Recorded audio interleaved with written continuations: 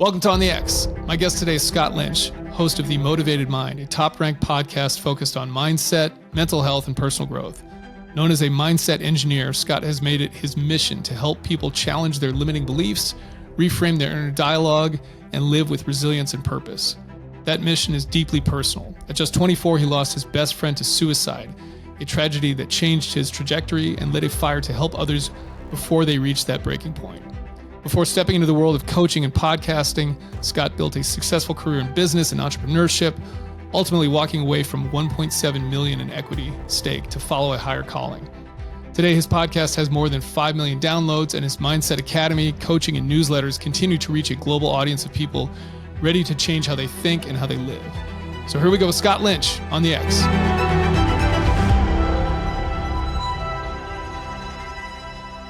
Which family members and what branches of service? So both of, my father was in the Coast Guard, and both of my grandfathers were in Vietnam in the Army. Okay. Yep. Got it. Yep. Okay. Yep. Wow, we're at that. You're obviously younger than me. How old are you? 34. 34. Okay, got it. Yeah. We're at that level where it's like a grandfather can be a Vietnam, right? Like I'm of the era where like my parents' age are Vietnam era, right? Yeah. My wife's father was a Vietnam era Marine, and then he stayed in much longer. He was in Desert Storm as well. Like, he did like 32 years of total of service or something like that. But yeah, that's funny. Sorry, I have to chuckle a little bit when I'm like, oh God, like I feel old. Every stage though, right, man? Like I feel even now at 34, I see someone who's 22 and I'm like, holy crap, there's no way they're 22. They look like they're 16. Yeah. So it's just, true. It's perspective. And I mean, I feel like, I don't know if you have kids, but after you have kids, it just changes everything so drastically, right? Oh, for sure. Yeah. I do. I have 3 kids. So okay. I have, yeah. Nice. How you do as well? Yeah. I got a 2.5-year-old daughter, and it is literally the best thing that has happened to us. It's amazing. Yeah. Nice. Yeah. My kids are much older as well. So I'm 50. So I'm, okay. But yeah, I have one who's in college, and then I have a high school junior and an 8th grader. So a lot older. Nice. But just speaking to that point about, it's funny, I think you get older and you look at yourself and you feel like you're as young as some of these people still, and then you see them or you see a picture of you next to them and you're like, oh no, I'm not at all. And I go back to like a high school reunion these days where I'm pushing 35, almost 35 years out of high school, close to that. I think my next reunion, and you go back and you see the actual high school kids, and granted, I'm around high school kids here too. And it's like, man, they look really young. And I didn't feel like I looked that young when I was that old, but definitely do. You know, it's funny that you say that. One question I always love to ask people randomly, I mean, it doesn't matter who, when, why, is how old do you feel you are? Like, what age do you think you are? Yeah. And the most common answer I get is anywhere between 24 and 27. And it doesn't matter if they're in their late 40s, their early 40s. It seems to be the most common question. I would probably give that the same answer. Like, I feel 24.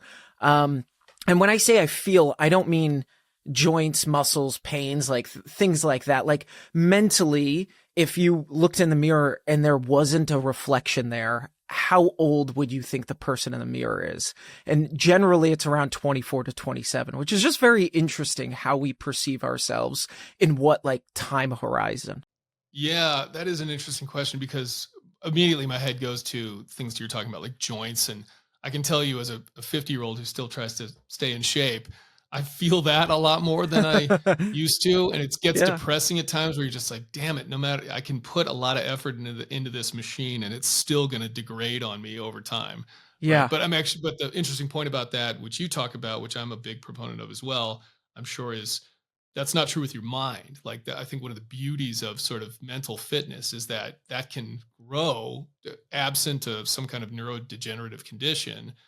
That can continue to get better your entire life. I mean, there's a reason why wisdom comes with age. And that's just such a cliche out there, is that it's true. It's like, we hopefully should, provided they're giving us good information, there is something to be said for like people that have been around longer just know more, Yeah, and can continue to know more, which I think is a really good thing. But that is an interesting question. I've never thought about how old I feel. Um, I wouldn't put myself back at like 27 for sure, because I think I have a lot more emotional maturity now than I did back sure. then. I have a lot more awareness of my own mental patterns now than I did back then. So I'm Yeah, kind of good with feeling 50. Like I'm okay with that. That feels right to me. In fact, if anything, when I was younger, I felt like I was older. Now I would say once again, physically, it's funny. I think you spend your childhood wanting, like from a sort of physical maturity perspective, you spend like certain amount of period of your growing up wanting to look older, and then you spend the rest of the yes, time wanting to look younger, right? It's like you hit some yes, sweet spot right there in the middle, which it yes, probably is right around that age. Like yeah, 28 or so would be like, can I just like that movie In free, Time, I think, right? With Justin Timberlake, where it's like they just freeze them at 25 or something, where it's like everyone just looks like they are when they're 25 for the rest of their yeah, lives. yeah. Like, yeah, that'd be if we could engineer that, if someone out there is working on that, Bill Gates or somebody, like or Elon Musk, let's figure that out. Yeah, I So, really love that. I just I love your point too around the mindset aspect, right? I think it's telling how people answer the question, not so much the answer of the question. So the way that you answered it, I mean, is fairly pretty rare, right? Where someone's accepting of their age. And what I like to say is I'm level 34, not age 34, because with every age is like a new level of wisdom, hopefully. oh, yeah, I like that. Right. So it doesn't sound as like degrading because age is not a bad thing. Biologically, yes, sure, we're degrading.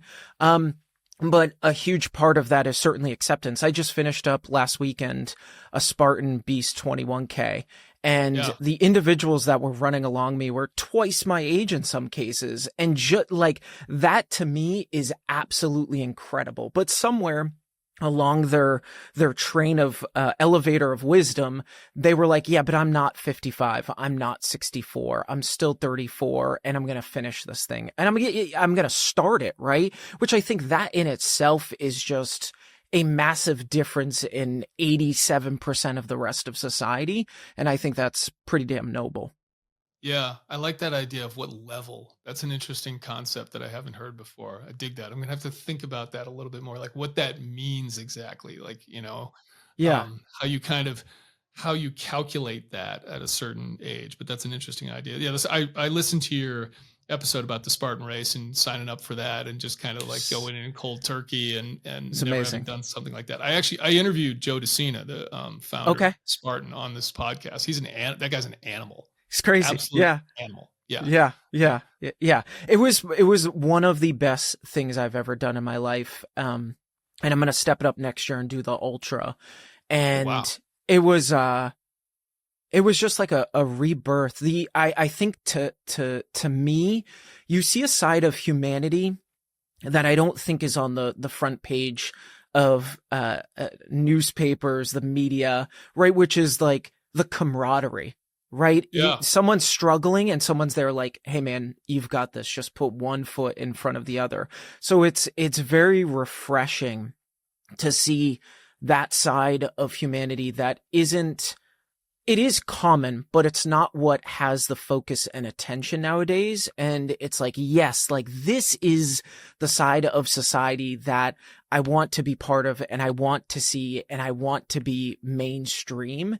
And that feels really good and refreshing. And I think also the idea of just going into each obstacle and adjusting accordingly as opposed to trying to get 100%, completion in all those obstacles. There's something freeing in just embracing the process of making mistakes, messing up, but not allowing that to deteriorate your confidence in the next obstacle. So it's Yeah. so mental as it is physical, as I'm preaching to the choir, I know, but yeah. Yeah. Yeah. Yeah. I mean, I think that camaraderie piece is such a piece that is missing, or we talk about degrading in society, that people, I don't think they consciously understand how important it is and how much the lack of physical face-to-face interaction with people improves your life and improves your well-being and your mental health. And I just think that people are so isolated and increasingly isolated, and they're looking for that, but they end up looking for it virtually a lot of times. And I mean, I've been in parts of men's groups and things like that where it's, sort of based on whatever you want to call it, like sort of spirituality or finding yourself or Sure. mental wellness, that kind of thing. And part of me always kind of points out like, hey guys, like this is cool. Like we're all virtually dialing into this thing, but like go find some guys in your community that you share interests with and do some shit with those guys. Like that's what you actually need. It's not another virtual group where you're sort of talking about things via WhatsApp and via Zoom and stuff like that. I mean, like that stuff, it's not like it's wrong, but it's like the solution is actually old school human interaction with people. And so I think that's why something like Spartan Race, like you do it, and there's a piece of it that encompasses that concept. Yeah. It's I think of social media as it's processed food, right? That's exactly what it is, right? So it feels filling, right? Like processed food, but makes you feel like absolute shit if you eat enough of it or consume enough of it. And so social media was this promise of like community and connectivity and tribalism, like all of these other things that are inherent to who we are as human beings. But the reality and the data does not back that up at all. And that's why loneliness is now an epidemic. Anxiety is the highest it's ever been in years. And not to put social media as the scapegoat here, but people are looking for the connections by consuming processed food, both metaphorically and physically here. And they're not getting what we used to get as a society, right? We've always been social creatures, and digitizing that experience is not working. Yeah. Yeah. I also just think that idea of connectivity is maybe a flawed assumption to begin with, in the sense that we're not designed, whatever you want to call it, evolved to operate that way. We've evolved to kind of operate in smaller groups, 100 up to 150 people, right? That's always, the kind of scientific number. I can't remember the guy who figured that out basically, but something like that, of people that we actually interact with. We actually know we rely upon one another. We have established roles within that. So when you just open the aperture wider and wider and wider, you can't have meaningful relationships with all those people.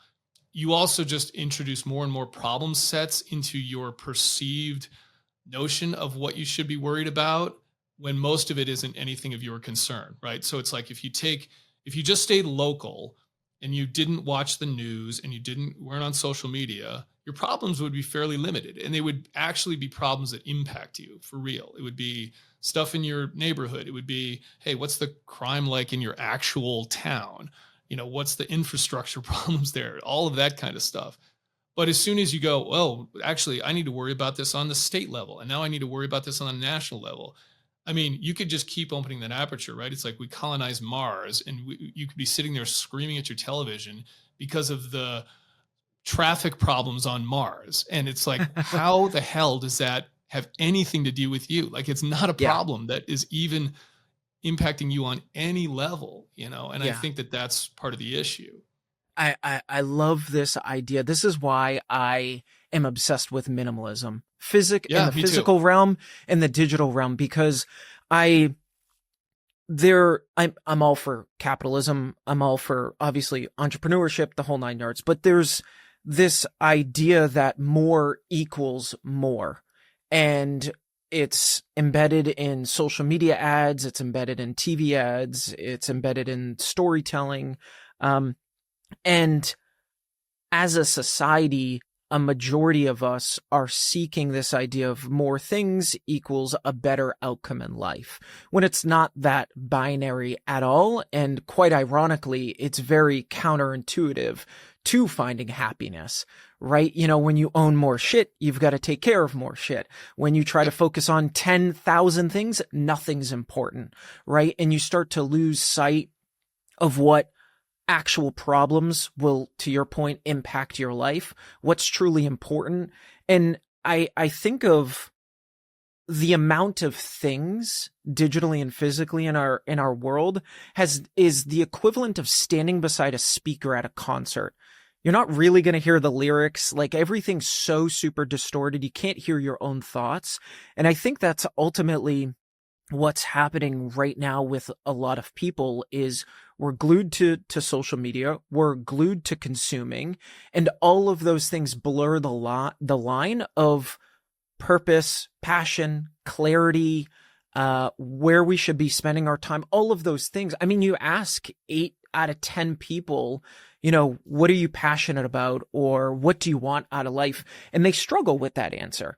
Now, why do they struggle with that answer? To me, I assume that a large portion of this is because of complete and over nervous system stimulation. Totally. It is constantly go, go, go, go. And we have zapped the living shit out of our nervous system. And that's where anxiety comes from. That's where depression comes from. Like, it's the root cause of many, many, many things. And I think the answer most often is not what can I add to my life to improve my life. It's what can I subtract from my life to improve my life. And when you start to change the equation on life in a subtraction model rather than an addition model, it actually makes life a lot easier, right? Because you're not searching for all of these different apps and color coding your calendar and overly complicating everything like every self-help guru out in planet Earth tells you to do. All of a sudden you're like, well, what fewer things can I do in the morning, but that are higher impact? So it's input and output. What's that ROI? And then just continue to double down on those things, right? It's not complex, but unfortunately, the algorithm is built in a way that rewards clickbait. And so you have people doing crazy things like rubbing banana peels on their face and dipping their head in cold water and told that waking up at 4 a.m. every single day is going to drastically change their life, when that individual struggles to even go on a 1-mile walk each day, right? Yeah. So we're forgetting the basics, and the basics, like Kobe said, are what makes the greats. And we have gravitated away from those basic foundational traits and overcomplicated things that just don't need to be that complicated, right? Because boring stuff doesn't sell. It's not sexy, right? Get good quality sleep, get good nutrition, right? And exercise. If you just do those 3 things, rinse and repeat every day, which are very, very practical, your life will be in a completely different place in the next 12 months. Yep, totally. I agree with you on everything you said in that, and there was a lot in there. So let me just kind of address a few of the things you said. So yeah, I think that first of all, do you know Joshua Fields Milburn from the Minimalists? Do you know him? No, doesn't. No. So no. He's like him and his partners. They have a whole minimalism platform, like a newsletter. Yeah. I do. Those guys have the very dark podcast setting. Right? Yeah. You made comment about how dark this. Yes, I do. Yep. Yeah, familiar. I think so. Yep. Really cool. So anyway, I talked to him on this podcast as well, and really interesting guy. And just loved his energy, and he's got great stuff. I think they have like 4 million subscribers or something to their stuff. Mm-hmm. So, and I think that's been kind of an important movement, because when I grew up in the 80s, certainly, I mean, there was a joke that went around. This was before memes, but there was a sort of a joke line of, he who dies with the most toys wins, because that was what it was all about. It was Wall Street. It was greed is good. It was just acquire as much shit. And that's what makes you happy. It's just like the most toys, and you could think of that as like, it's like almost, anyway, let me make a different sort of analogy here. Now, like, that's sort of still true, but there's a lot of this now where it's actually, that's not what you want. You want the minimal amount of stuff where you actually use these things, they enrich your life, but it's not just collecting and amassing things that serve no purpose for you, or just a bigger house so you can say you have a bigger house, that kind of thing. But we've traded that for essentially hustle porn, which is just do more stuff. Right now, it's like, now the mantra is like, he who dies having done the most things in their life wins. And I think that's wrong too. I think, Yep. to your point, it's, are the things you're doing, are they actually enriching your life? And this is something that I've even had to struggle with recently. Like, I got over the kind of, well, I shouldn't say this. I still like nice things. I still buy nice things, but I'm constantly trying to like get rid of stuff in my wardrobe, pull things out of our kitchen cabinets and be like, do we use all this crap? Like, I went through with my wife months ago where, we're looking in the cabinet and we got like 32 coffee mugs. I'm like, okay, there are not 32 people in this household. We don't need all these coffee mugs. I use one. If one's in the dishwasher, I probably need two, and that's it. We can get by with probably 10 coffee mugs amongst the 5 of us. So better about that stuff, I think, but still buying into this get up earlier, do more, go faster, go harder mentality. And there's times to do that. But I just feel like the more I've tried to inject space into my days and be like, okay, what's really important that I get done today? And not only am I going to get rid of some of the extraneous stuff, not feel like I have to do 50 things today, but I'm actually going to devote 100% of focus to this thing too, which is the other piece of it, which is just the distraction of everything else. And so we've degraded all that in this pursuit. It's like by going faster and harder on everything, you erode your ability to focus on the stuff you're actually supposed to be doing. And I think that's why for me, when I talk about mental fitness, the very first thing I tell people is slow down and single task. Like, you have to breathe space into your mental arena. You have to create space there. You have no space to work with yet. And you have to get back this ability to focus on something. Like, I'm working with some folks and it's like doing this kind of human performance challenge. And one of the things is like, I want you to read a book this month, like one book, preferably in kind of the mental fitness kind of self-help space. And this one guy was like, dude, I couldn't even get through 2 pages. Like, my mind was so scattered, I couldn't read anymore. And I'm like, good, that's a good thing to figure out and realize. Yeah. This is so good. I love what you're saying, because this falls really in line with some of the things that I talk about, or a core piece of what I talk about. And you're 100% correct in that we have switched from materialism to productivity, hustle porn. And that's such human nature, right? Like, we take one thing away and some other addiction fills its void. And I am so guilty of this, less so in recent years, but prior, where I was running 3 businesses. Less than 2% of the human population can actually multitask. And every time you're switching from one thing to the other, it takes a good 15 to 17 minutes at best, like you're a high mental performer, to actually regain focus, right? Yeah. And that destroys, ironically, your ability to be productive. But I think we have confused, and Cal Newport is a big proponent of this. We have muddied the water in what the hell productivity means. Because back in the Industrial Revolution, it meant, relative to the number of hours people are spending on the production line, how many Model Ts can we get out, right? It was a pretty easy equation where we could say, yes, this was a productive day in the factory.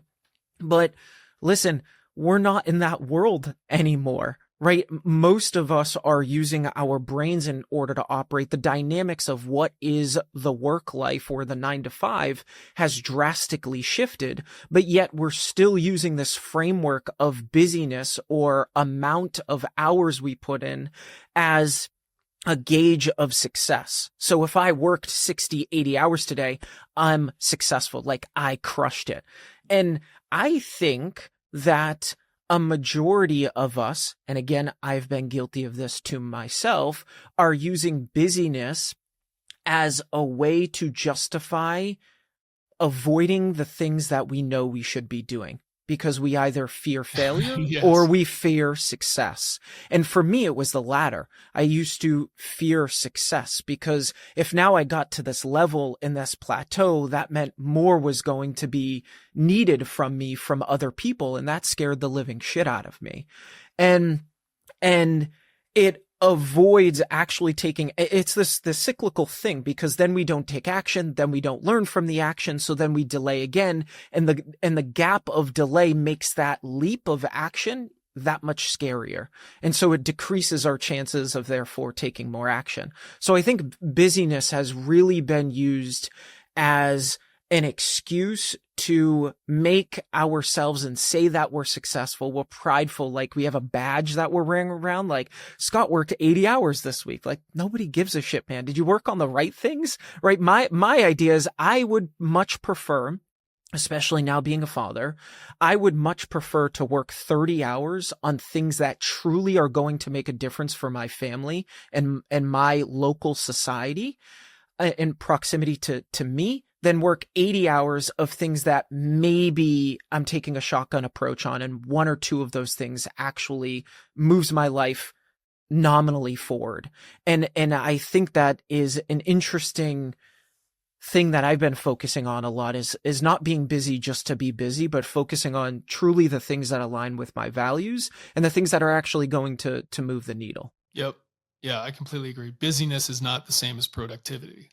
That's not the same thing. A hamster running on a wheel is busy. It's not doing anything. There's nothing being accomplished there. I guess maybe it's getting in shape, but I was just about to say, right? Outside of that, it's not really doing much, right? Let's so this is so great. I didn't want to derail this, but normally obviously you start off with a little bit of background and like kind of what got you here, and we just kind of got right into it, which was awesome. But you mentioned in there how you were doing stuff before. So I think I'm going to just take the window here to just give the listeners a little bit of that. So you have this platform now, and you have this very successful podcast and other things you're doing around it, built on kind of mental health and mindset and whatnot. So can you just give a little bit of background on what got you to that, what you were doing before that, right? I've read this thing about you walking away from almost a couple $1 million in equity and things like that. So just a little bit of history on what got you to it, what spurred the all of it, and what you were doing beforehand. Sure. So in 2015, which was really the start of my journey into the mental health space, I had my best friend commit suicide. And I remember getting that phone call from another good friend of mine that he had been shot, and he was an avid hunter. And I thought, okay, maybe it was an accidental discharge or something. He shot himself in the leg, etc. And it was like 5 or 10 minutes that had elapsed waiting for an answer to hear what had happened. And I got that following text message that said, no, Tim had taken his own life. And I remember in that moment just imploding.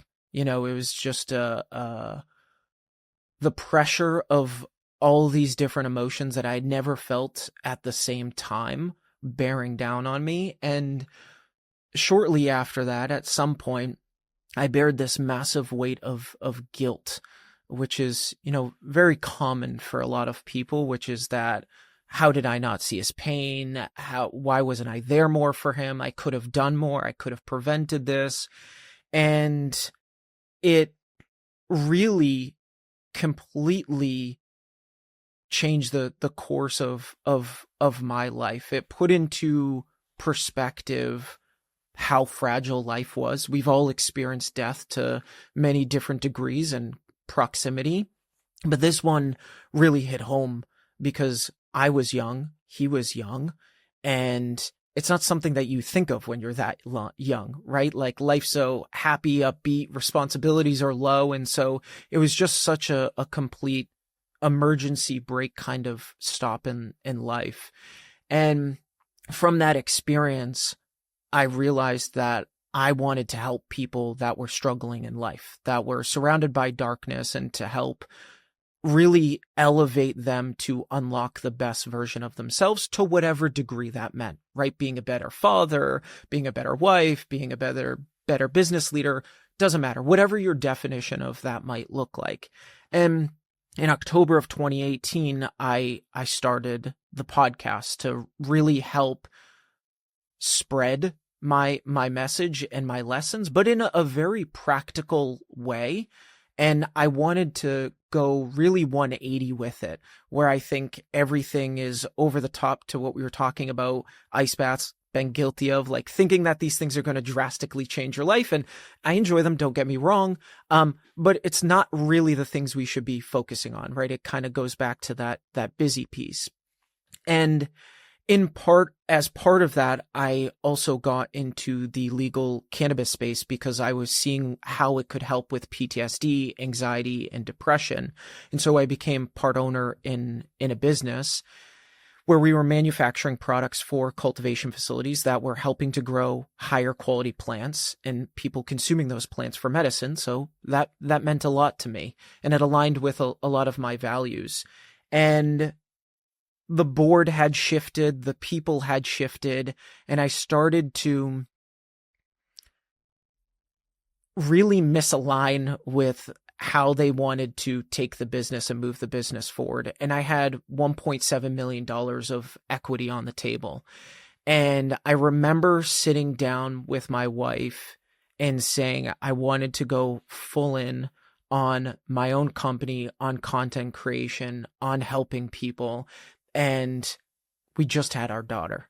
It was literally the scariest thing. I remember my hand shaking sitting at our dining room table, and hers as well. It was the most difficult decision, but I also think it was the best decision. Just embracing I don't know what will happen, but I think that's part of the joy in it all. And the podcast is just taken off from there. We got a YouTube channel that's launching. It's turned into a newsletter. We've done a couple of courses, but it's really evolved over the years because I was doing 10 trillion things and being busy for being busy. And so it's really transformed into focusing on more of the core pieces of the business, which for me is pulling away for the number of content I'm pushing out, the quantity, and really focusing on quality and getting away from metrics and numbers. But the turning point for me was definitely my friend's death, and then taking that leap of faith and realizing that, man, I know it's cliche and everybody says it, but life is so fragile and so short. And I want to show my daughter, our daughter, that her father does hard things and is courageous in doing these things, and showing her that irrelevant of what society might say or present, there's always room for questioning and pushing back on the narrative. Yeah. With your friend, I mean, in retrospect at this point, like, was there things that came out after the fact? I mean, was he, seeing a therapist or taking anything, or was it just seemingly completely out of the blue? I wouldn't say it was seemingly out of the blue. He had a really tough family life. Him and his parents, Okay. really butt heads.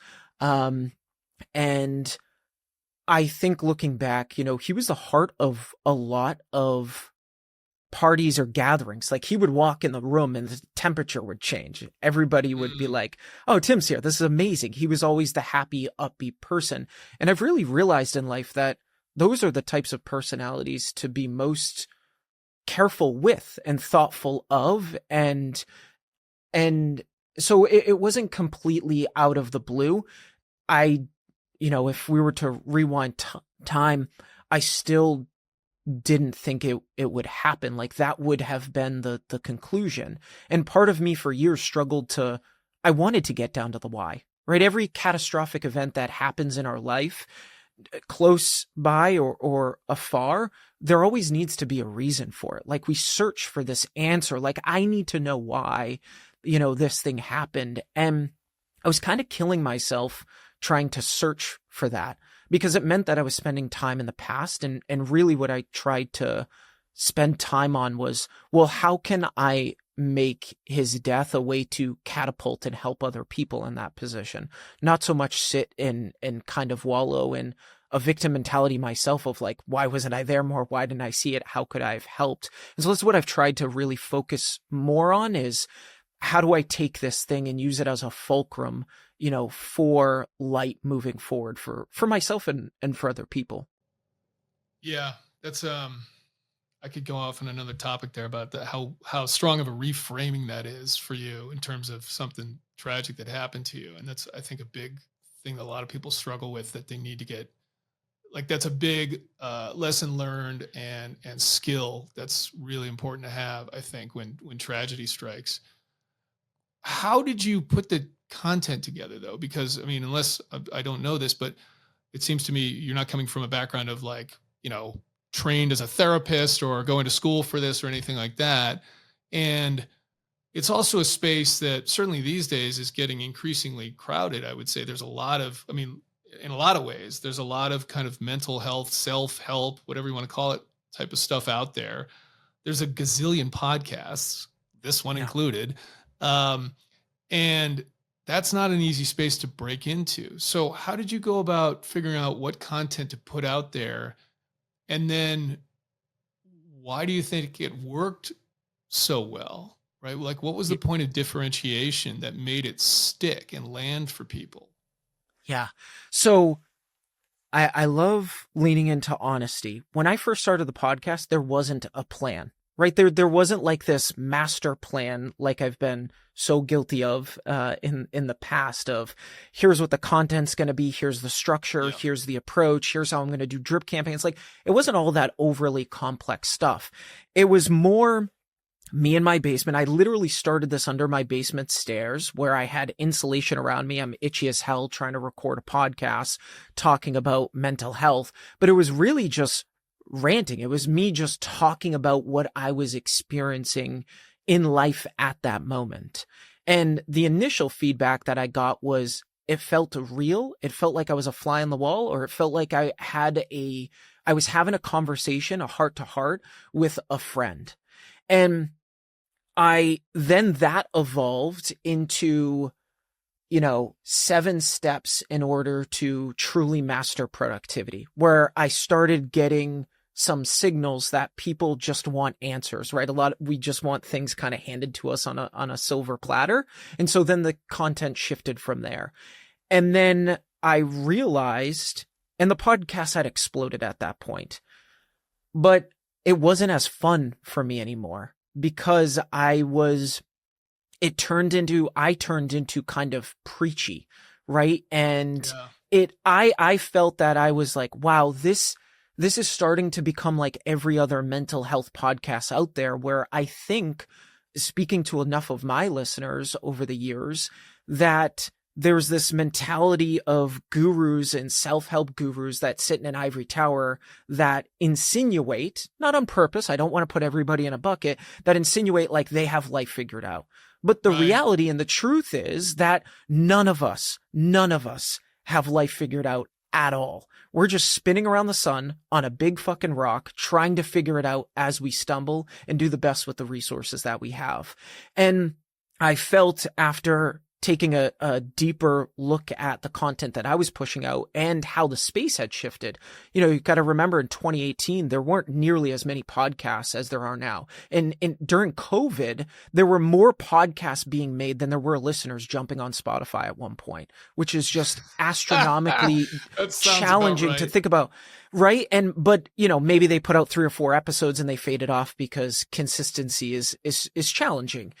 And so I went back to my roots in that I felt I was getting very preachy and insinuating like I had it figured out and I was perfect, to the point where the questions that I was receiving via social felt like they thought I was a robot. And that actually really crushed me, because I was like, man, I'm struggling too. Like, I have hard days, I have good days, I have bad days, and I have flat days where I don't feel any emotion. Like, I don't know what I'm experiencing right now. And I realized that I was giving this like false illusion of who I really was. And so I leaned into my skill, which I think is storytelling, and started doing 32-week, 1-week experiments and walking people through that experience and what I learned from that process, to, 1, show the human side of what I was going through, 2, that I was willing to to do what I was preaching, and 3, that I stumbled, but here are the beautiful things that I learned as I went through that process. Now, all of a sudden, that shifted the dynamic of self-help guru, ivory tower dude who had it all figured out, robotic, to, oh, he's one of us. He's a human. He's like experimenting and testing every day and figuring it out. And I think that cut through all of this self-help that actually makes you feel worse and more guilty and more anxious. Like, oh, I didn't wake up at 4 a.m., didn't have a kale smoothie, didn't do 1,000 affirmations and hold my breath under an ice bath for 10 minutes, right? Like it shifted. And I think when everybody else has been zagging, I've been zigging or whatever in the self-help space. And I think that resonates with people. It resonates with me. That's what I want to listen to. Yeah. So I actually hadn't heard of your podcast until we booked you on this podcast. And I'm surprised because it's a space that I'm very interested in, and I do a lot of my own independent work in. So I was kind of shocked by that. But one thing that really stuck out to me is, as I was like, okay, I got to research for this podcast. I'm like, okay, he's a podcaster. Okay, I'm going to have to listen to some. I probably need to carve out like 6 hours to listen to like 3 episodes. It was, oh no, these are short form. This is 7 minutes, 9 minutes, 11 minutes. Yep. Which is refreshing and seems to me not that common. Now I could be wrong in that, but typically these days, I think almost as a rule in people's heads is they think of podcasts as the Joe Rogan experience, where it's sitting down with somebody for 3 hours and we're just going to, and people love that. And don't get me wrong. I mean, I think that is a great way to really get into deep stuff, but yours is short form. And it seems to me almost, I don't know if you ever have guests, but seems to be mainly just you. Am I right on both those counts? And was that also a conscious decision where you're like, you know what, I'm just going to do quick things. It's like 6 minutes or whatever, but it's going to just be me, and it's going to be really single topic, short stuff. Yes. So when very intentional, I would say post 30, most of my behavior is very intentional. I love to spend time on thinking through things because there's no rush. But to answer your question more directly, when I first started the podcast, it was probably 25-minute episodes. And then everybody and their mother was like, listen, in order to expand your reach with your podcast and tap into other people's audience, you got to bring guests on. And so what did I do? Yeah, I mean, logically, that makes a lot of sense. I'm going to bring guests on. And I've had some incredible people on that you've had on. You know, I've had Chris Voss on the podcast, you know, early on in his career. I actually captured some people before they really got popular, which felt really good that I was able to eye out talent before the rest of the world. So that felt really good to me. And I thought, okay, maybe interviewing is a skill of mine. But then I took a step back because I was struggling with something. I was like, the podcast still doesn't feel different. Everybody's doing interviews. And then when I really thought about it, I've had Chris Voss included, who said this was one of the best interviews that I've done. Now, I don't know if he was just saying that to be a nice guest, but nonetheless, there were multiple guests that I had on. So I thought, okay, maybe I am really good at this. But then listening through all of these interviews, I'm like, unless you're, in my opinion, unless you're a top 1% performer like Joe Rogan, I was struggling to see that I was going to be able to extract a unique story out of these people that were basically going on 50, 60, 100 podcasts every year, right? They were telling the same stories or similar stories, maybe with a different angle or a little more flashiness after, you know, interview 40. But if I was being honest with myself, which was is a hard thing for us to do many times, I was like, I'm not at the Joe Rogan level, and I don't think that I'm going to be able to extract really unique things out of these guests beyond what they've already told other people that people have heard. And I don't mean that as a slight to myself that, you know, I'm less of a podcaster because of that, but that conclusion helped me to arrive at what do I want to do with the podcast, which was that all of these podcasts were doing interviews. A lot of them were 2-hour interviews, and look at the attention span of the average human. this is why short form video is popular, because our attention span is absolutely horrific. So it's like, if that's where human attention is going, why don't I go where the attention is instead of trying to chisel out a different path and let the water flow that way? And so I got down to 15-minute episodes, anywhere from 18 to 8 minutes. So we average about, 12 to 15 minutes for an episode.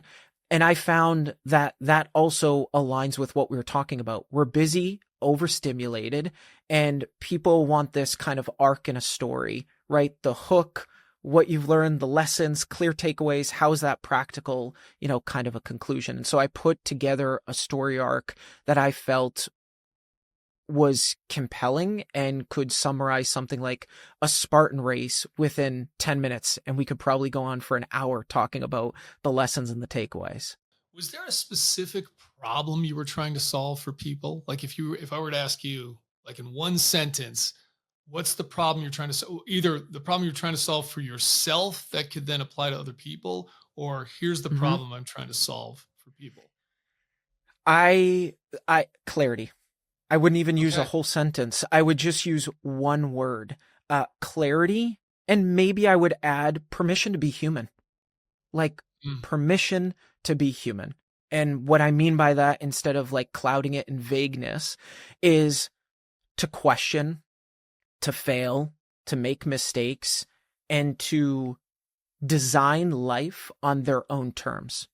I've released 560 episodes, and someone could say, like, how are you still coming out with content? And it's because one size doesn't fit all, right? Like, we could talk, there are several pillars of, self-help or the motivational space, whatever you want to call it. But practically, there are about 1 trillion different angles that you can come at. And so I think it's around clarity and permission to be a human. Yeah. Can you unpack that word a little bit, though? When you say clarity, what exactly does that mean? Removing noise from your life, removing unnecessary stimulation in order to dig deep into who you think you are right now in this moment and who ultimately you want to become. So for me, before, who I thought I was or wanted to become was this motivational speaker, rah, rah, rah, like continue to push the boulder uphill and you and everybody around you is going to give you accolades and cheers. And then it became, I want to become someone who is honest, vulnerable, makes mistakes, and actually has clear intentions and takeaways on how I want to leverage those things moving forward.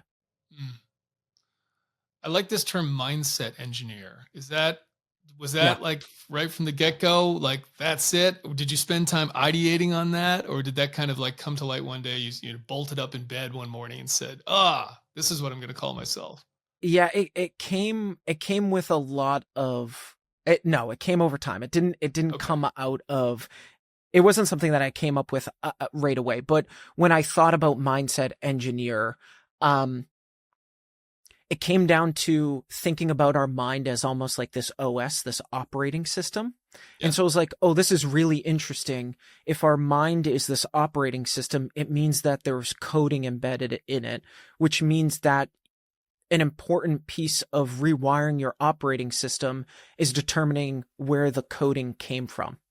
So first it was searching for where those self-limiting beliefs came from, where those voices came from, and then dissecting, analyzing, adjusting, experiment, and adjusting. And so that's why I do a lot of experiments, like going a month without an alarm clock and seeing how that impacted my life, or going 2 weeks without social media and seeing how that impacted my life. All of that was a fun way to engineer my mindset moving forward, because it was a way to remove traditional society pressures and then apply those things to see how they felt, like emotionally and physically. But mindset engineer was not this thing that came right away. And I also just wanted to kind of avoid cliches, and I hadn't heard that word like mindset engineer. And an engineer, like someone who strategically thinks through laying out a building to ensure structural integrity. And I thought like that's a really interesting parallel to what we're doing every day with our minds. Yeah. Talk about limiting beliefs, because this is, I think, this is something that's big in your content. In my sort of world, where the kind of structure I operate in, I pretty much refer to the same thing as storytelling. I'm a big on like the stories you tell about yourself will impact the way you identify yourself, and they can be destructive or constructive. But most people don't realize that they're just telling themselves stories. They're just making shit up, sort of to your point, to like answer the why question about something that happened in their life. Why did this happen? Well, I got to come up with a reason, and so I'm going to craft this story, right? And that often then becomes a limiting belief. You know, you go from I failed at this to I am a failure kind of idea. Yeah. So talk about that and the way you've kind of experienced that, and the way you see it like playing out in people's lives. Yeah. So I think first and foremost, limiting beliefs don't start like when we think about our mind or our body, the number one goal, and we strip out kind of today's world, is to survive, right? That's literally our only intention. So our minds, or the voices in our head, in most cases surrounding limiting beliefs, were not implanted by our own operating system. Like that's a bug. And the bug is coming from something your parents told you when you were a kid, a trauma you went through, a teacher in school, a friend, a colleague, something that you saw online. So I often ask people, I do coaching, and I also ask this of myself constantly, is when did you first start believing that? You know, whose voice is that in your head? Because it's certainly not yours. If the only intention of the human body is to survive, eat, sleep, repeat, and reproduce, right? Then those things go against the operating system of what it means to be a human. Therefore, it means that someone plugged a USB into the side of your ear and uploaded some shit that isn't good for that goal, those intentions. And I think once you trace it back, you realize, oh, that's not mine. That's something that I inherited. And then once you start to understand that, it starts to loosen grip. So, and this kind of goes back to what I was saying earlier. Society's kind of this blasting stereo, you know, comparison culture, hustle porn, as you mentioned. But a lot of this stuff is not conducive or productive to who, again, our mission as a human being. And I think all of these things start to quiet down the voices, because it's not until you remove the voice that you're allowed to take action, and then action breeds confidence. I think there's this misnomer that their confidence comes before action, when in fact it's quite the opposite, right? We don't get courage before we do a thing in most cases. We become courageous because we did the thing. And so if voices are the blocker to taking the action, then we need to find the root cause of the voices in order to remove the self-limiting belief, in order to then take action to come to courage. Yeah. It's interesting. I would have a slightly different take on it, in the sense that I think a lot of people they can obviously, we interact with people, and our interactions with people can affect us in various ways. Someone can say something to you or do something to you. Certainly people can go through horrific trauma in that regard. But I still think it's incumbent upon us to realize that the interpretation of that event is on us, right? The whether we decide to buy into something that someone says about us, or we decide to take the worst interpretation of some horrific occurrence that's happened to us, or we witnessed, or whatever, that is a choice, I think. And I think, and even the idea that it's not a choice is also a choice, right? Like that's also a story that we end up telling ourselves. And like I went through my own trauma in this regard, where I've kind of relived this story for like 12 years of my life, until I did some EMDR and kind of realized, I don't need to tell that story, I don't think, anymore. And that was a choice. It was like no one was forcing me to do it. I wasn't waking up every day and have someone standing over me saying, you better say this about yourself in your own head. Right. I chose to do that. Right. And I always say, like, you know, in your inside of your own story that you're living, your story of your life, everything that's going on inside your head, you are the author, the actor, and the audience. It's this one and the same, right? You're all three of those things, and it's just you, you know? Yep. So it's like, if it's not working for you, hey man, redraft the story, rewrite it, throw it out, start over, whatever. Like, you have the ability to do all of those things, right? Because clearly you're sitting there saying, the audience isn't digging this. Like, the audience, like, this sucks, right? And yet you people act as if nothing I can do about it. It's like, well, yeah, you can, because you're also the one writing it out, right? Or filming it or whatever. And I think that's Right.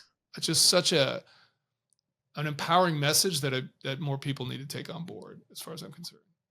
And I think, to kind of piggyback off that a little bit, in theory, I think that is correct. But I think for most people, in order to derive to what you and I understand, you need to isolate the source, right? Sure. So like it's if you tell someone, hey, this is not serving you anymore, which I think is a completely accurate way to approach or label something. Most people are still stuck in their ways and habits. And back to this need for human beings to understand why, the horse needs to be shown the water, right?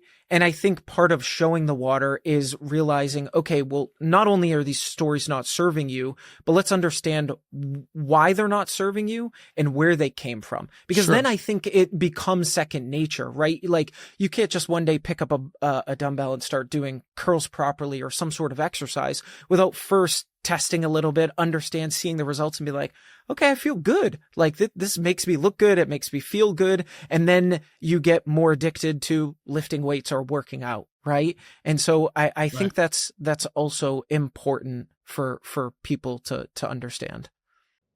Yeah, I think that's a good point. You're right. I mean, I think sometimes you do know where it came from. Like, it's actually pretty apparent. You might have like a really obvious trauma or something where it's like, yeah, it started here. Now there may be other things tied to that can be subconscious or unconscious. But then you're right. There are times where people don't even know. They don't even remember necessarily where it could have come from. And it probably does help to try to uncover that. That being said, I'm sure there's instances too where it's like, you just might not know. It might be so buried. It might be so, I mean, I don't know, maybe you could do some kind of hypnosis or something, or psychedelics that could bring it to light. But I'm sure there's those cases too, where it's like, hey, it happened so long ago and it's blocked out and whatever, and so you just got to kind of deal with what you're dealing with. To that point too, you mentioned, the idea of being an engineer of this and coming at it from a very sort of empirical, pragmatic standpoint. I listened to a recent episode of yours where you were talking about kind of the pursuit of happiness, and like the idea of maybe that's not what you should be doing all the time. That might be sort of a false ideal to try and get to for everybody, which I agree with. So how do you factor in the emotional component of all of this? Because I think that it's such an important part of it, and sometimes people aren't attuned to it as well as they should be. Sometimes we can get very heady in what we're doing, and very thinky and very, stoic, kind of like that mentality, which is great. But they sort of lose I talked to Connor Beaton about this, the other half of the information, right? And so there's kind of multiple questions in there. There's like kind of like your approach to that, but then this idea of how that ties into, it's probably a false flag to be like, the goal is to be happy all the time, right? And I completely agree with you on that. Yeah, there's studies that actually show if your goal in life, if your intention in life is to be happy all the time, you're going to end up miserable, quite honestly and bluntly. Because then the bar is that the standard I've set for myself is irrelevant of what the day brings. I want to hit this almost unrealistic ideological tier of happiness. when in reality, that's just not realistic. And I think it really comes down to recalibrating expectations. And in my case, and I have an episode coming out Monday around actually lowering the bar, right? I think there's this societal, and when I mean lowering the bar, I don't mean becoming, a bum and sitting on your couch and eating chips all day. That's not what I mean. But I think that there's this unrealistic expectation around doing more and hitting this movie-esque like level of happiness when that's not reality. And I think unfortunately, because of that expectation, then all of our actions and behaviors follow that idea of happiness. And when we don't hit it, then we're unfulfilled and we're miserable, even if we're doing things that we enjoy, right? Whether it be creating content, being a father, a partner, a business leader, whatever. And so I think that there's been a massive force because of, again, linking this back, not to make it the scapegoat of social media, where everybody smiles, unicorns and rainbows all the time. And so it's like, oh, I should be feeling this way all the time. And it's like, no, there's something to be said about embracing the emotions as they come. Some days you're not going to feel 100%. Some days you're not going to be able to give 100%. But I think what's most important there is that you don't give up 2 days in a row, right? Like I heard this quote. I loved this answer. Someone asked their father, how have you and dad stayed together, or you and mom stayed together for 35 years? And his answer was, we didn't give up on the same day. And I was like, oh man, I feel that down to my core, not just in like relationships, but in business with my business partners and in life. And so I've really mutated that a little bit to like, just don't give up 2 days in a row, right? It's okay to feel like garbage. I think that's part of what I said earlier, the intention behind my podcast, which is to embrace the human experience. Part of the human experience is this onslaught of emotions every single day. And if we're trying to avoid that, then logically we're trying to avoid the very thing that makes us so unique as a species, is our ability to feel all of these emotions. And I've, like everybody else, I've had this roller coaster, especially with the podcast. Some days I feel like $1 million producing content, and then you get those, random Joe Schmoes that have some sort of sarcastic, stupid comment, and it hits your gut a little bit. You're like, man, am I doing the right things? And you're like, no. I am, right? This is just a complete distraction. People are ahead of you. Never criticize people behind them. And so I've really recalibrated my expectation of life, which is, it's not to be happy. It's just to embrace these things as they come. Like logs going down a river. I'm not trying to be the dam and hold them up. I'm trying to let them go, recognize them, and keep moving. And this is for me where psilocybin has been a massive breakthrough for me that I've started since June, is helping me to shuffle through my thoughts almost like a filing cabinet and be able to administer them, evaluate them, but also let them go too at the same time.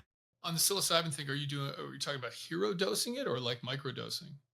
Microdose. So I microdose at 8:30 p.m. Yep, 1.5 milligrams. One of my co-founders and one of my companies is actually a licensed guide. She's been doing it for 10 years or something like that at this point. So back in June, I started with one session at 3 milligrams, just to kind of break through and go a little deeper into self.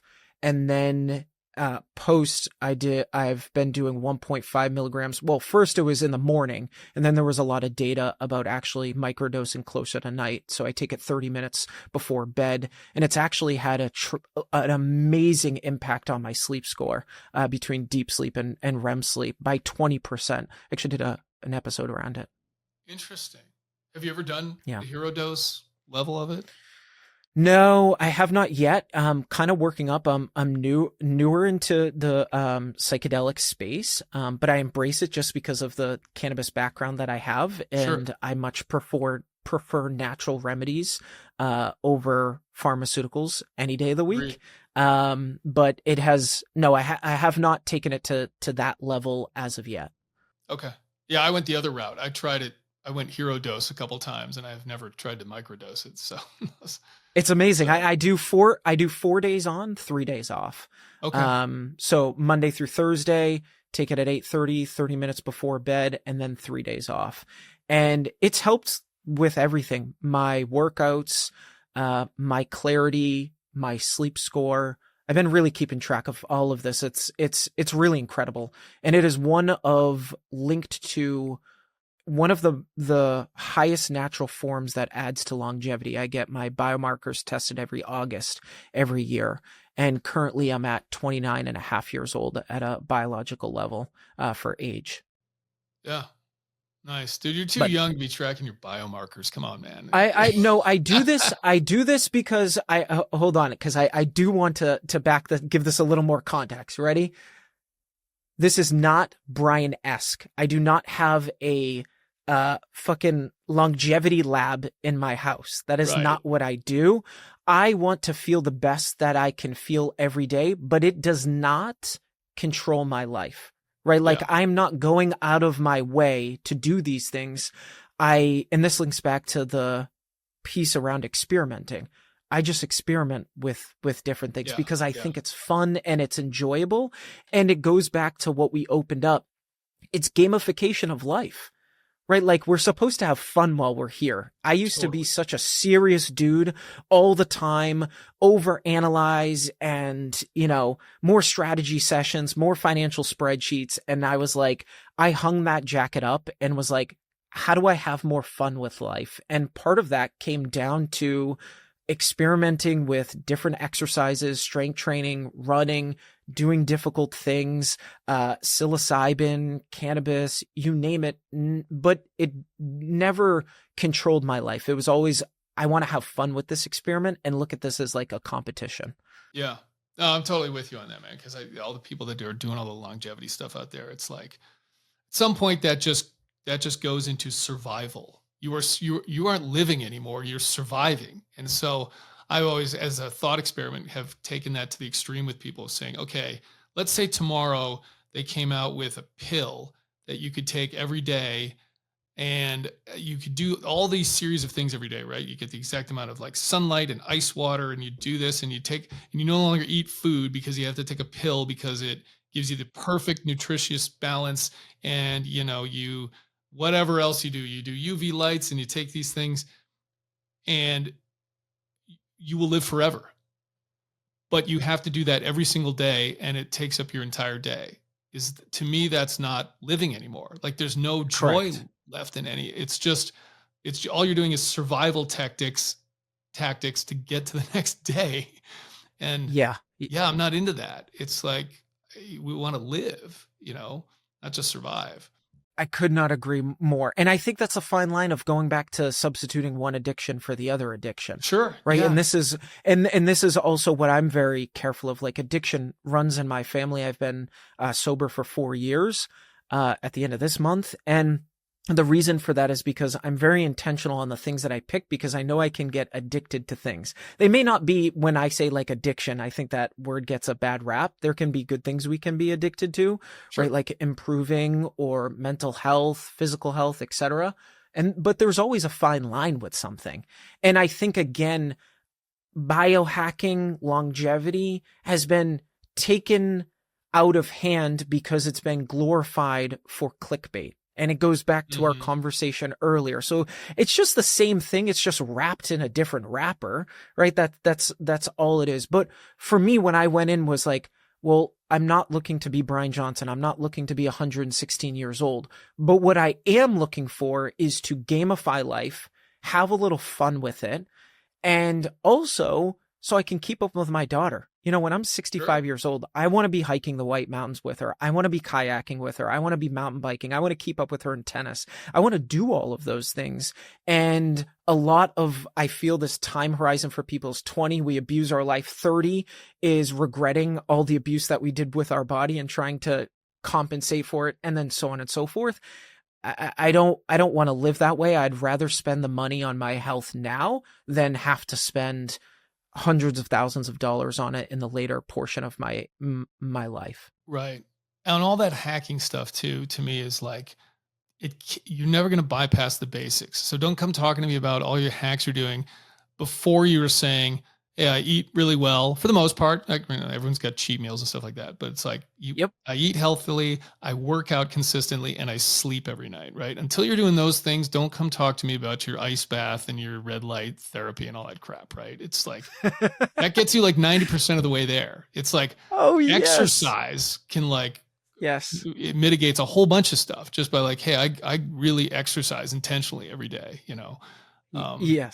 So just back at that emotional thing, I think for me, I really liked listening to that episode because for me, you hear the term negative emotions a lot. People say that. And I think that moniker itself is part of the problem because it makes us think that you're not supposed to feel these things. It's like sadness is a negative emotion and anger is a negative emotion. And it's like, no, they're not. Like they're not negative. They're necessary in the right circumstances, right? There's legitimate reasons to be sad and angry, and properly expressing those emotions in ways that don't, especially anger, in ways that don't harm other people, but might help you communicate with somebody better and resolve something. Like that's really important. And so to me, I've heard the term from Ben Bergeron, who runs Chasing Excellence. It's emotions are a tap on the shoulder, which I love that idea of. It's like, pay attention to this, right? Like it's an opportunity to not only feel it, but go, it may not be clear at the moment, but why do I feel this? Right? It's like, what's going on? What do I need to, what needs to be processed through me physically too? And I think the other thing about it is we often this is what I was saying before, we often intellectualize emotions a little bit too much and we get heady with them still. And I often talk about, because if you read stuff like from Lisa Feldman Barrett, who talks about how emotions are made, they are human constructs. It's there isn't this notion of like animals have all these same emotions and they've just evolved. It's like, not exactly. Like your brain is actually constructing emotions based on your past experiences, and it's a predicting engine and all of this kind of stuff. But that's not to say that any of it isn't necessary, that there isn't a reaction going on physiologically. And to me, it's like literally get to the root of like, what are you feeling? Like literally feeling physically. How does it feel in your body? That's the thing to tune into. Like, get out of your head with this and be like, okay, tap into how you are feeling truly, And I think that that's a skill that most people have lost, or they never had it on some level, So anyway, that's my cut on that stuff. Yeah, no, I love that. I agree with that 100%. I think it's kind of like, imagine this idea if we touched a hot pan and never had the reaction to pull our hand away. Yeah, would that be a good thing or would that be a bad thing? That would be a bad thing. We have nerve endings to tell us that something doesn't feel good to remove us from said situation so we don't fry our hands to oblivion. Emotions are the same thing. To your point around the analogy of tapping on the shoulder, it's a heads up. Hey, by the way, something's happening right now. Maybe take some time to think about it. Maybe take some time to feel it. But I think there's this struggle that we face, which is that many struggles, but the one that we face is that it's uncomfortable to sit in silence and boredom. Yeah, but totally. That is where all the answers are, right? When you sit to actually feel emotions and to actually dissect them a little bit, not getting heady with them, but it's a struggle for us because if there's an add-on, what do people do? Watch. They reach for their phone, right? You're at restaurants and all of a sudden the room goes quiet a little bit. What do people do? Yep. Grab their phone. Oh, there's social. This is a socially awkward situation. What am I going to do? Pretend I'm being busy or answering an email on my phone, right? It's always avoidance or fill the void with some sort of stimulation all the time, which goes back to our conversation around minimalism and why I like that this idea of stillness is the key. Right? Boredom is probably one of the best things that we can do for ourselves. There's a lot of answers to be found in boredom. But when you're constantly bombarding your nervous system and you're go all the time and you're staying busy to look like you're successful and then you're on social media trying to present yourself as successful, where is there any space for boredom, right? It starts to be shoved out of the way. But of course, we have the ability and the control to change those things. Yeah. Yeah. I mean, this is going back to the thing I was talking about, where it's when I start to tell people how to begin some kind of mental fitness training, it is, the first thing is, again, this sort of slow down and single task. Like, you got to create some space there. But then the next exercise is literally, I want you to sit there for 10 minutes and do nothing. Like, and just see how that feels. Like, we're not even going to try and meditate. I just want you to sit there with no distractions, no phone, no input other than what you can hear, what you might be seeing, and just sit there and see what that's like. Because people, it's like uncomfortable as shit for people, and they're squirmy, and it's like we just can't even do it anymore. It's like, just sit there. The other thing about that too is, I think even in meditative practices, getting back to the point about emotions and the kind of emotional energy of things, is even those can get like, it's good, and we should get in touch with what the chatter in our heads is saying, and this just kind of like stream of consciousness, what's showing up. But sometimes they then stay with that, where it's like, I'm just kind of like paying attention to my thoughts, observing those, not getting wrapped up in them. I've got a focal point, but then don't go one step further, which is, okay, now as part of that, don't just pay attention to the thoughts that are showing up. Pay attention to the way that your body feels. Pay attention to the way the energy of these things feel, and get granular on it. It's not like, what are you feeling? Where do you feel it? Where are you holding that? If it's like some kind of frustration, or it's an anger, or it's a sadness that you just suppressed for 20 years. Okay, where is it in your body? Right? Like, we don't take that kind of next step to become that much more attuned to where the stuff is being housed internally. It's really interesting that you bring this up, because we just had an appointment for our daughter, just to check up. They're asking her, how she's doing. She's 2.5 years old. And we said, oh, we have her actually doing breathing exercises. He's like, whoa. 2.5 years old. And I said, yeah, Liz, you want to do one right now with her? And I said, sweetheart, breathe in through your nose, box breathing, hold it, breathe out. And she did that. And I'll have her put her hand over my heart, because hearing just even your own heartbeat can break that cycle of anxiety. Yes.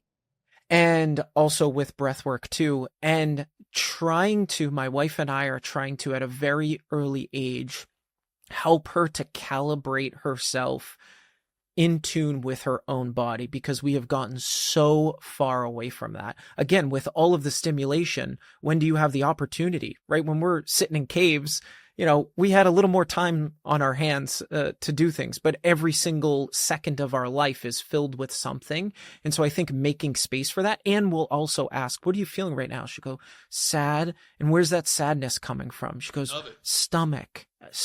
And I'm like, very good. So just good. That in itself, I feel like I know a lot of people at my age, 34, your age and beyond, that struggle with that. And I'm not insinuating that you're old, by the way, with the way that I constructed that sentence. No, it's okay.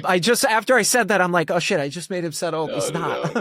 Hey, remember, I feel like I'm 27. So yeah, I love that. I love that. That's true. Yeah. So anyways, I think that stuff is really important. It's really important to start practicing it, and it's never too late to practice it. Right? Because people go their whole lives not practicing feeling those emotions and describing where they're coming from. Oh, it's bottom of the stomach. It feels like kind of lead in the bottom of my stomach. I feel tingly at the tips of my fingers, right? Or my throat feels like just the descriptive commentary around emotions, I think, is really helpful to acknowledge them and let them pass. Because I actually say emotions last for about 8 seconds. They don't last any longer than that, but it's hard for us to comprehend that because we hold on to the emotion. Yeah. There's so much great stuff in there. I think it's exactly right. And again, people can't do that these days. And going back to Lisa Feldman Barrett on the emotion stuff, there's an interesting sort of almost paradox where it's like, look, the sort of how we bucket emotions are very much a mental construct that we create to try and kind of make sense of the way we're quote unquote feeling. But on the flip side of that, the more granular you can get about exactly what you're feeling, the more of the ability you have to process it and Hmm. feel better eventually, right? Ultimately. So it's like it's weird. It's sort of like the more specific you can get in narrowing down exactly the way you're feeling and describe it, the better off that is for your long-term kind of mental well-being. The other thing you mentioned in there was sort of this like sympathetic, putting her hand on your heart, like the way that that can help calm down. And to me, Hmm. that's like a fascinating field of study that I'd love to get more into. Is this that's kind of sympathetic resonance or sympathetic kind of like energetic stuff. Hmm. I read a book called do you know Rupert Sheldrake? He's like a big sort of challenge, sort of the big assumptions in science kind of guy.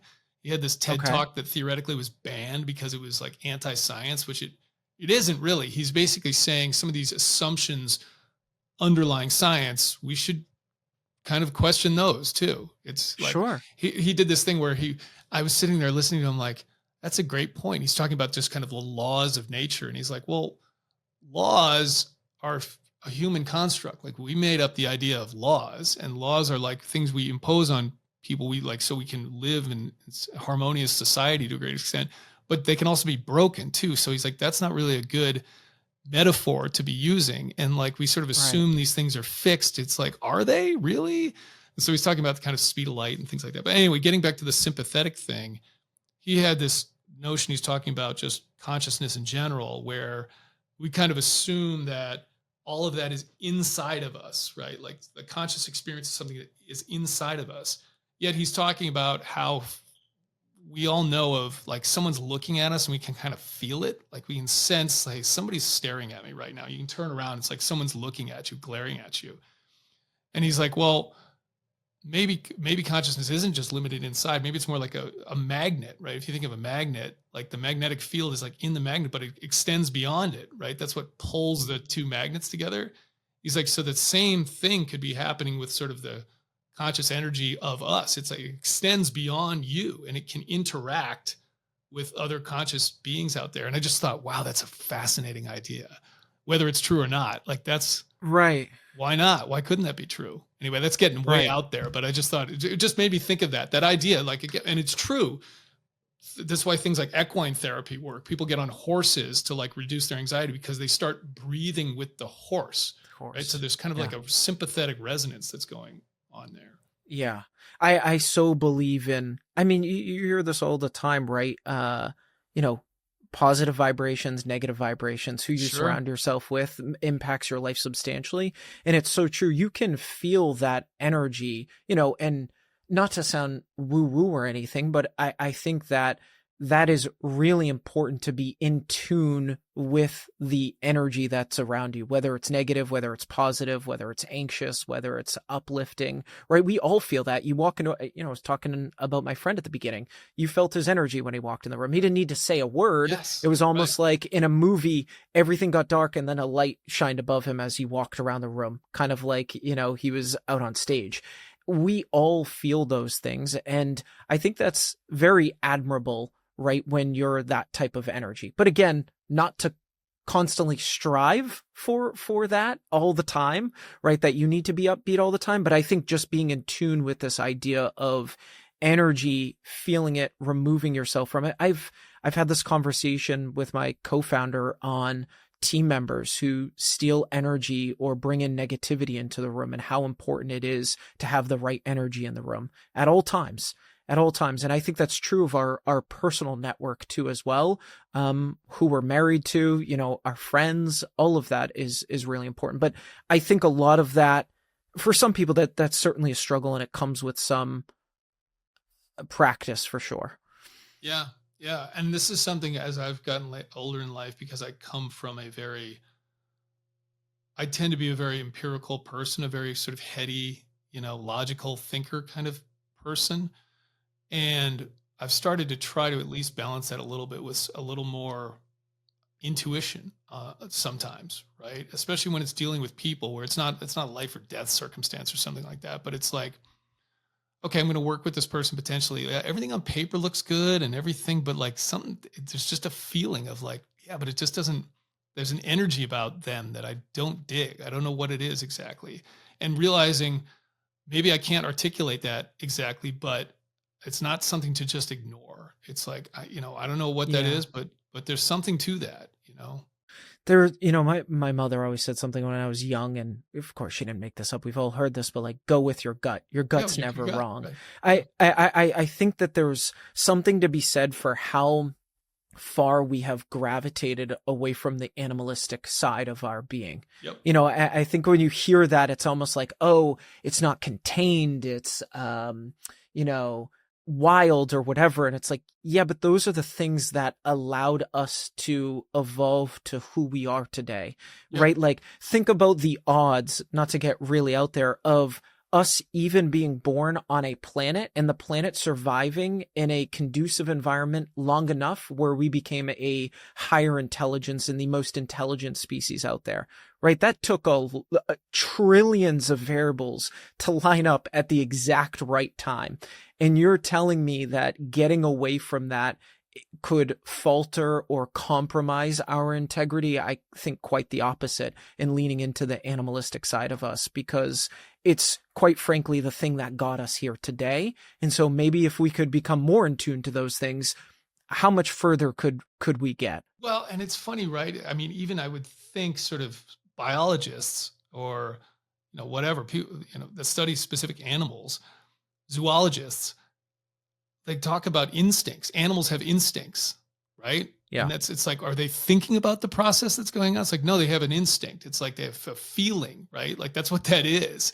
And then we just, that's not part of us. It's like, no, it probably is. We just call it something different. We call it going with your gut, or we call it a hunch, right? Like, right. It's the same thing, So, well, look, man, I feel like I could talk to you for probably 3 hours here, but Yeah, likewise. But let's kind of wrap this up. So, talk just a little bit about we talked about the podcast, but you have other things you do. You mentioned coaching. You have this Mindset Academy. So, just for listeners out there, other things you do, ways people can follow you or interact with you or work with you, all of your offerings. So I've honestly pulled back a lot, right? I still do the coaching, do group coaching, and also one-on-one coaching.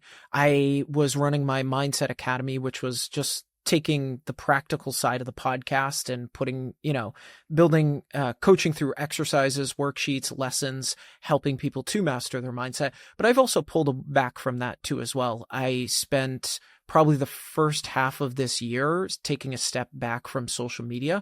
So just look for Motivated Scott. You'll land on social media or the podcast. And really where I'm shifting now is the podcast going to video first as opposed to audio first, because I think it creates a completely different dimension with your audience and you create a much deeper connection with the audience. So I'm focusing on the YouTube channel that we have coming, launching October 13th, be dropping a video every single week, and pulling back on how many episodes that I drop every week, which has been 2 episodes since like 2018.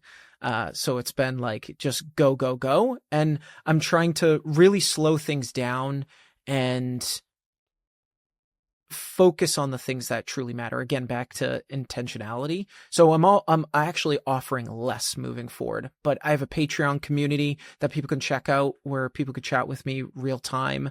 But the podcast and the YouTube channel are probably the primary things to focus on.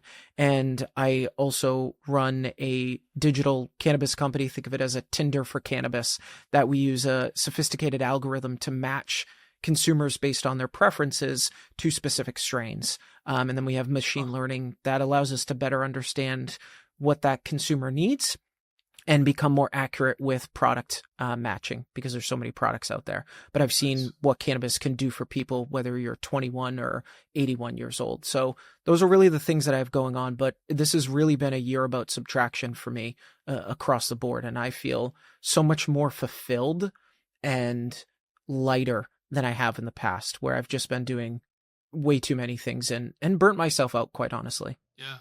Great. Love it. Well, thanks, man. I really love the conversation. This is right in my wheelhouse of the things I love to talk about and I'm passionate about. So I appreciate the work you're doing.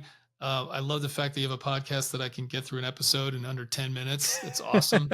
So I appreciate that. Keep doing it, man. And thanks a lot for being here with me. Yeah, thanks for having me, Chris. Appreciate you. This was a fun conversation.